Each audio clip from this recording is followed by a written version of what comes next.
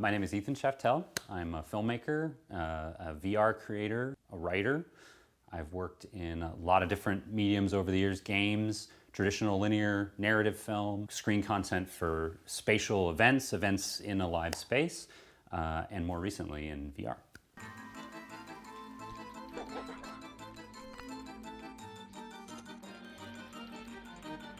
The first kind of immersive narrative sort of content that ever captured my attention was definitely the game Myst that I played on my my Mac Performa computer.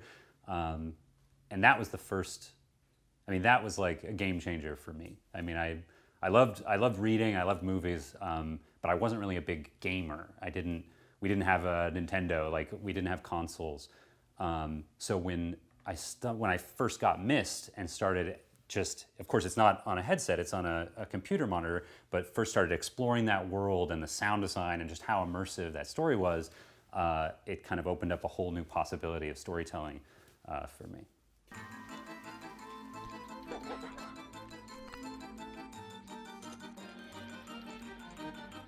When I was a teenager, I picked up my parents' video camera and started making short films like so many others,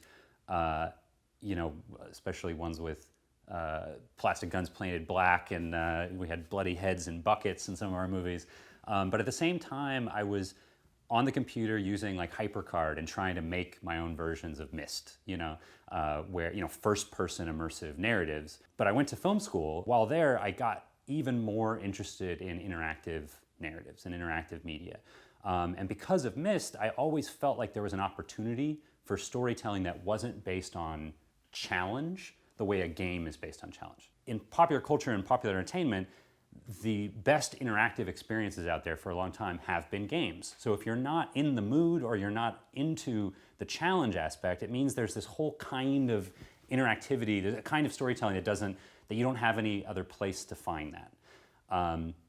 And so Myst was different. It was a game, but it also wasn't. You could abandon yourself to it in many ways, the same way you do to a film. Just wander and just explore.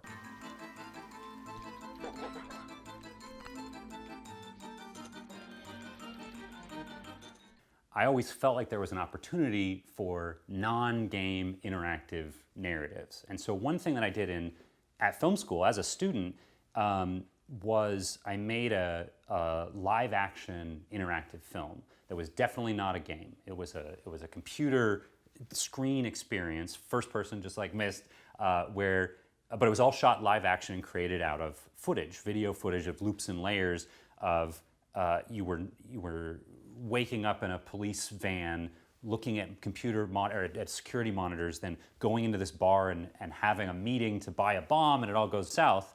And there's no way to win. In fact, it was called You Die at the End because it's really not a game. You're really supposed to know that you don't have to be overthinking it. You can just dive in and start moving around. So that was something that really interested me, and that was more than 10 years ago that I made that, and there just wasn't a place for it. There wasn't a place for me to show it. Film festivals, it couldn't go to a film festival. It kind of just sort of died. I finished it, I was happy with it, and then that was the end of it. That faded in importance, and I had a lot of my career has been much more traditional storytelling. So I worked as an editor for a long time in film, commercials, music videos, storytelling the way that cinema storytelling that we're used to on a screen. I was a screenwriter. I was writing, 3-act structure, traditional storytelling for cinema for years. And then I went into prototyping really heavily. I was using Cinema 4D to populate worlds and use a VR camera inside Cinema 4D, which is an animation platform, to plan and develop what would be later live action shoots. So I put all this work into these prototypes. They were super cool, but they weren't finished. So really, my collaborators and I decided, we're already doing all this work in Cinema 4D.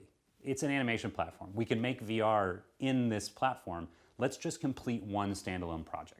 So the first thing that we ever completed from beginning to end, it's not a prototype, and it's not just an excerpt to show what a bigger project could be, was Extravaganza.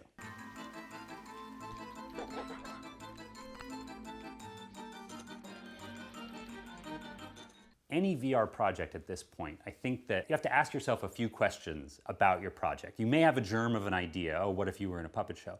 But those questions are really, what is the level of control or agency that the viewer has? And then how is their point of view, their specific, concrete point of view in this world, why is it the right choice, and how does that work with the agency control that the viewer has, sort of hand in hand? So Extravaganza is all about the issues of control and point of view.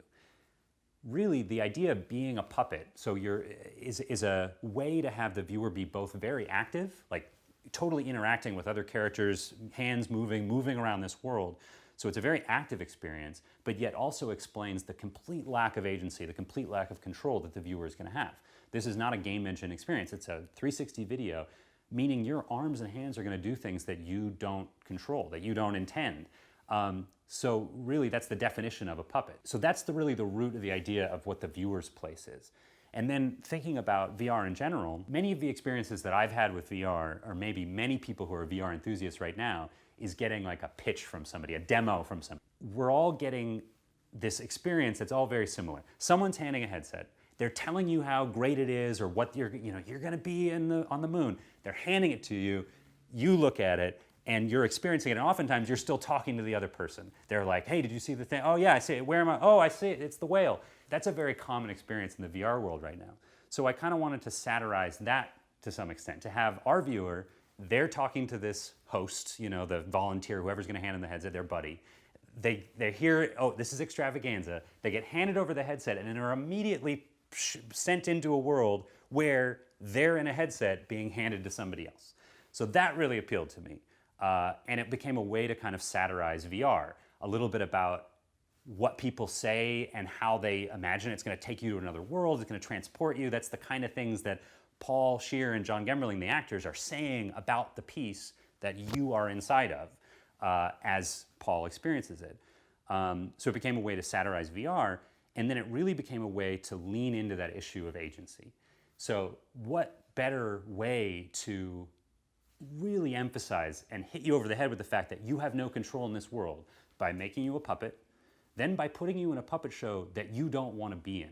You're not only not the hero, it's an offensive show. And it's offensive in more than one way. You're going to be victimized sort of again and again. And not only that, you're going to be victimized, and then someone else is going to not understand it. Paul is going to be laughing at you or ogling you. He's going to be totally missing your experience of this world. It couldn't be farther apart. So that was really a way to talk about that issue of agency, as well as some of those prejudices and blind spots that happen in scene after scene in Extravaganza.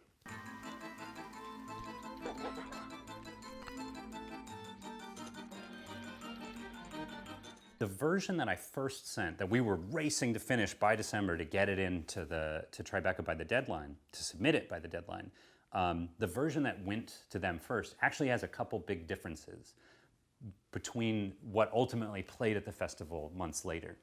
And it was a real learning experience for me. It was eye-opening because I had some assumptions about how it would work that I don't think were accurate in that first version. And the major difference is John's character, who's the one who's handing over the headset to Paul, who's watching this experience, who's watching you in the experience. In the initial version, both Paul and John are on the same page about what they're seeing, in that neither of them see anything awkward about the content of this VR puppet show. So they're both laughing at the jokes. John is excitedly saying what the next thing that's going to come up, there's going to be these fat ballerinas. They're both on the same page, which couldn't be farther away than the viewer. Because of course you're on the inside of it here, being sort of horrified at what you're seeing and horrified at their reaction to it. So that gulf, to me, was the exciting part of the storytelling. It's like, okay, this is something that's only VR could achieve. This is not a filmic experience. It's an experiential experience. What I discovered, however, is that a viewer who puts on the headset and starts experiencing that version of Extravaganza has a lot of discomfort, and then there's nothing in the movie that guides their emotions at all. There was no protagonist in the filmic sense. In a traditional film, a protagonist gives you an emotional anchor that you experience the world through them. So if they're scared, you're scared. In VR, that isn't necessarily necessary. So I tossed it out completely for the first version of Extravaganza. But what I found is there's still a place for at least something that resembles a protagonist. It doesn't mean that they're going to go through the catharsis that you would expect in a filmic story, but it does mean that they provide that anchor for commenting on the action or experiencing the action along with the viewer. And so what we did was, luckily, because much of that part of the story is done in audio, you can't see John's mouth, you can't see Paul's mouth when he's talking about the show that he's watching. We could literally just rewrite and re-record all of the dialogue. Every single line was re-recorded, and this time, John is on your side. He's deeply unsettled by what he's showing Paul. He's very uncomfortable with the scenes. He's obviously offended by things Paul is saying. And that, even though it's not even that constant, it seems like a subtle change, it made the whole difference when it came to the comfort of the viewer understand what the opinions of the movie were.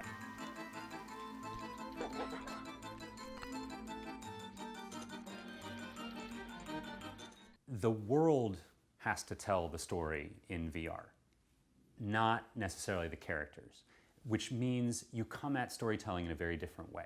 For me specifically, with this experience and other pieces that I've been writing and working on, it's really the difference between protagonist-based storytelling, where something else is happening to that person and I'm learning through them, versus first-person experiential storytelling, where only things that I see and hear and interact with directly are communicating the story to me. And those things don't coexist side by side very well. They can coexist if the world is properly designed so that you can see other characters having things happen to them and then learn through that in sort of an invisible way what's happening to you. There's a lot of ways, I think, to create a balance between those two things, but the answer is definitely not putting our viewer near a protagonist and expect that what happens to them is going to be meaningful at all. What happens to them could maybe inform what happens to you, but unlike a movie, it's just not going to have that impact because you'll never see yourself as the protagonist if you're also in that world with you. In a traditional film, you feel like you're in the world of the protagonist in their skin.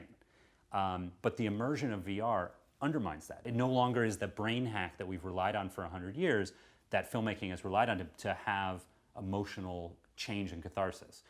So that no longer applies, and in fact, immersion undermines that empathy in a very real way. Immersion makes it much more about you. You bring yourself with you into the world of a VR story.